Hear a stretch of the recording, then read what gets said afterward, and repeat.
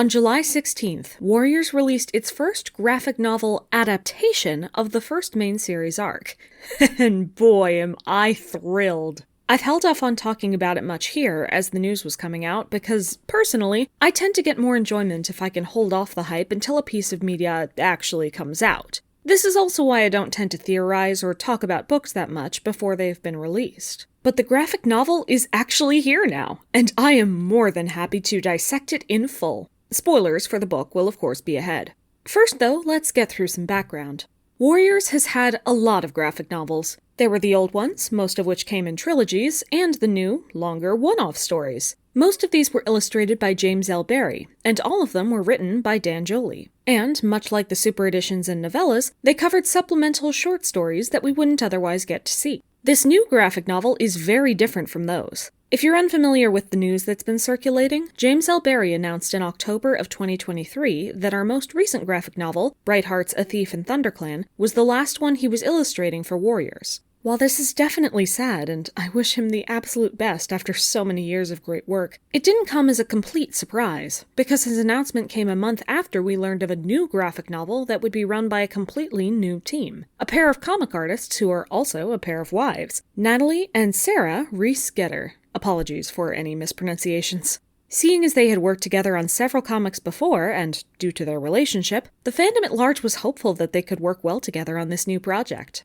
And what was this project? Well, rather than another brand new story, these two were working together to create an official graphic novel adaptation of the first arc of Warriors. The first entry that came out this month covers the stories of Into the Wild and Fire and Ice, and a second entry has already been teased that will cover Forest of Secrets and Rising Storm. This follows a trend in everything from Wings of Fire to Watership Down receiving graphic novel adaptations in order to appeal to and be accessible to a wider base of readers. And as a teacher who has seen how much graphic novels can appeal to kids and help them bridge gaps between their interest levels and reading proficiency, I am all for this trend, and I was especially happy to see how much care seemed to be going into the Warriors one. Since the series was announced 10 months before it arrived, the team had a lot of time to release preview material, including increasingly sized preview pages and chunks of the book, an interview with the creators, and the designs and descriptions of many of the characters. If you caught any of the Buff Silverstream joking that was going around, it was because Silverstream's graphic novel design was revealed to look like this. And it's perfect. With all of the material coming out, especially the art and words from the creators themselves, it was clear that they learned and cared about all of the characters in the story they were adapting. And we even have a section of the final book where they get to describe the thought process that went into designing Fireheart and creating the complete story. In a series that, at this point, often feels soulless and seems to have creators that don't always care about what canon is, who their characters are, what messages they send, or where their plots are going, seeing so much knowledge and care in the graphic novel from the start was a really good and exciting sign. One other thing the team did to hype up this release was to host an official Warriors event. This took place in select Barnes & Noble stores across the US during the weekend after the release, the 19th to the 21st of July. All of the stores, if they chose to participate, were allowed to do different things and hold the suggested activities in different ways, so people definitely had different experiences in different stores. A couple of the Texas locations were particularly unique in that they hosted Natalie and Sarah to talk about their process writing and drawing the book. But most of them had some variation of a photo op, an activity sheet, arts and crafts, a trivia contest, and a costume contest, along with potential prizes related to any of those, or as a general giveaway. I was able to attend one of these myself, though I won't tell you which one, and I had to travel quite a ways to reach it anyway. Before I get into the story, I want to talk about the gorgeous art in this adaptation. First of all, because I got a hardcover copy, I'd like to show you both the cover you'll likely see and the extra cover under the jacket here. Both gorgeous. Also, this book is actually significantly bigger than the main series books, both the paperbacks and the hardcover.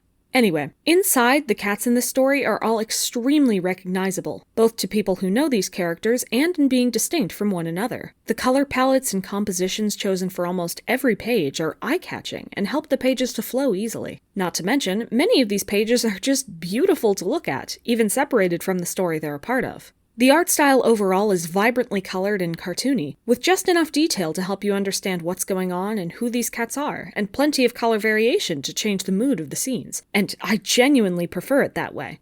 These cats are expressive, recognizable, and adorable in a way that the style of the series covers never is. And it's not only perfect for a comic where the graphics have to tell part of the story, but also just fits my personal preferences, I'll be honest. The more realistic something looks, the less I tend to prefer it.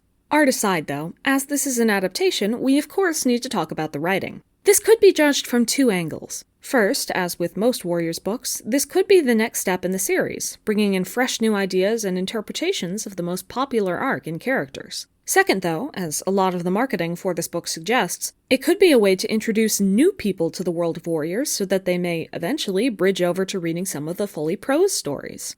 Often, when books are adapted into movies, for example, the aim is to bring new eyes to the project, and fans of the original will often point out what was cut or insist you need to read the original to get the full picture. In doing so, they bring new fans to the original. So the graphic novel could either be judged on how well it brings something new or exciting for existing fans, or how well it tells a good story on its own merits that faithfully carries over the spirit of the original, in order to inspire new viewers.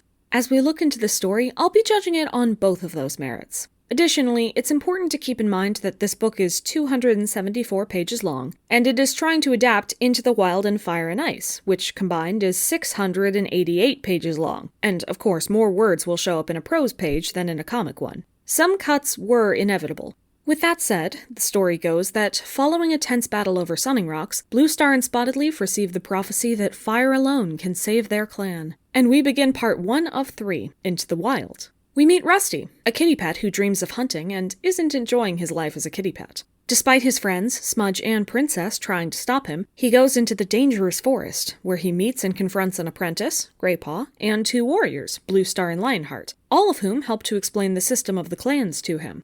Blue Star invites him to join ThunderClan, and within a day, he does, quickly introducing himself to the camp and the cats in it. He briefly fights Longtail in order to prove his courage, and loses his collar in the process, allowing him to join the clan as Firepaw.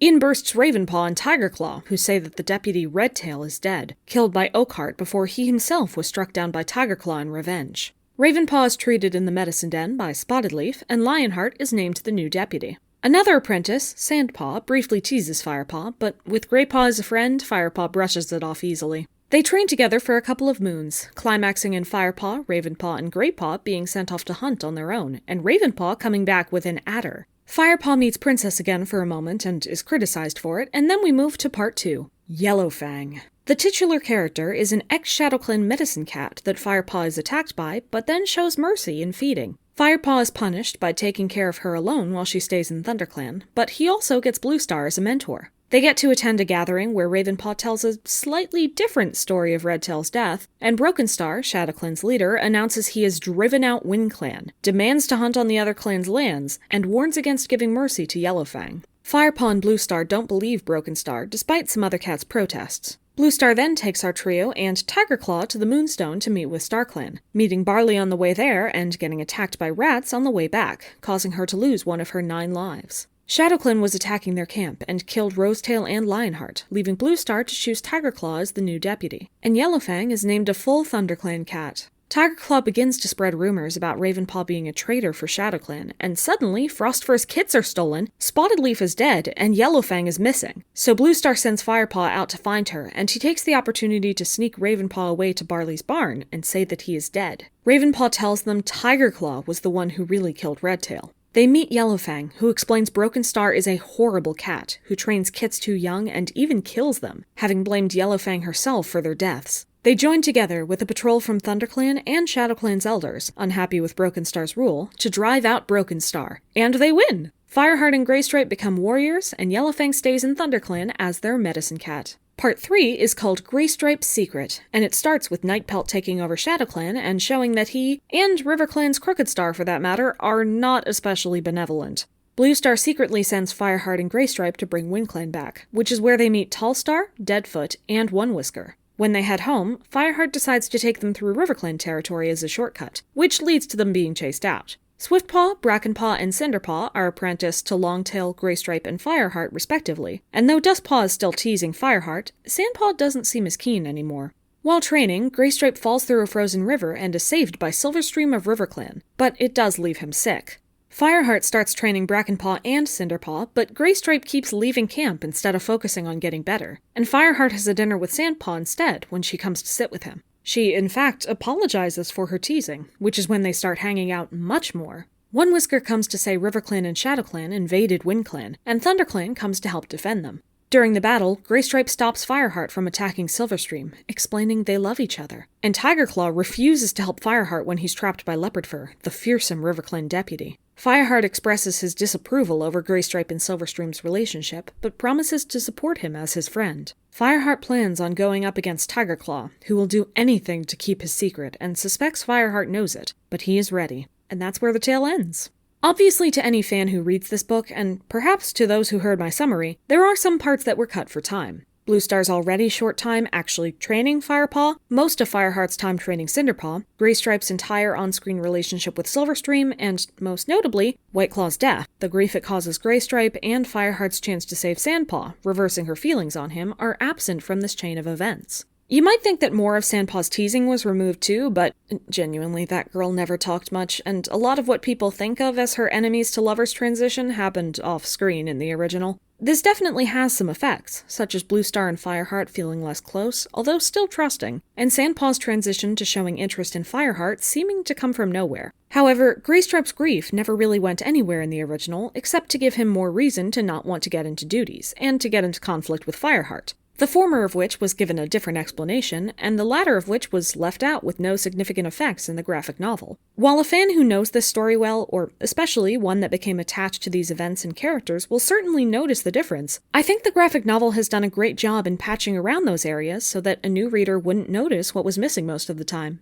Sandpaw's feelings do come across as rushed, and there is one line where the alteration from the original causes a minor continuity error across the page, but by and large it is very well put together, especially considering how much they had to cut. Into the Wild in particular is a very important and plot-dense book, so a lot of Fire and Ice's plot was cut for time. I understand why they made the cuts they did, and I think this was the best way to avoid causing problems down the line, where readers are supposed to know things that they don't. However, as a longtime fan, I was much more excited about the little things they added or changed than the things they had to leave out. The graphic novel chose a much more upbeat and sometimes comedic tone overall, allowing time for its dramatic and somber beats, but including plenty of jokes in both the foreground and background to keep me entertained all the way through. The characterization they managed to give several of these cats in such a short time often even rivaled or surpassed the characterization they got in the original books. Fireheart is an active, assertive, compassionate protagonist. Tigerclaw is a drama queen who revels in the attention and manipulation. Graypaw is more the goof the fandom imagines him to be than the books ever showed. Sandpaw got more characterization in each part of her arc than her canon version did. Spotted Leaf is sassy and confident, taking an interest in Firepaw as soon as she recognizes his name from the prophecy. Yellowfang is wise, resilient, and protective with a strong relationship with Fireheart and Bluestar, and all four kits that were completely unnamed in Into the Wild have great moments admiring the cats and action around them.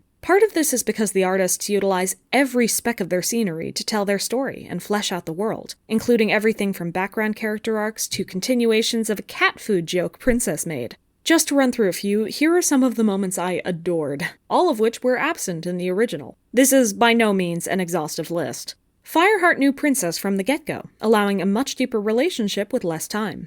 Dustpaw was visibly disappointed at getting Darkstripe as a mentor so soon after Redtail's death. Spotted Leaf endearingly calls Firepaw Little Flame and clearly does not love him like that. Rosetail's dead body was visible in the background, and Bluestar mentioned her and Lionheart as both having died in the battle. Swiftpaw was inserted as one of Frostfur's kits, and maybe Thornclaw too, it looks like, but not Brightheart. He was apprenticed alongside Brackenpaw and Cinderpaw. Cinderpaw found some Yarrow that Yellowfang called great quality while out with Fireheart. And when Leopardfur met Fireheart in battle, she recognized him as one of the cats who saved WindClan. Throughout this book, the creators used everything at their disposal to tell this story at its best with the time they had, fleshing out a lot of the cast and world to make it a gripping book for me, who knows the story like the back of my hand, without making it unrecognizable. It's a genuinely great book, and one I am proud to add to my collection.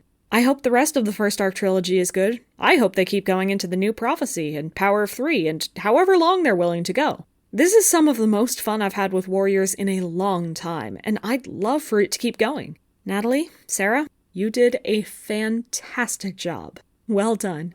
Thank you for watching, and always remember to read the graphic novel. Please. Show them that we love this sort of thing, and maybe they'll order more. Please.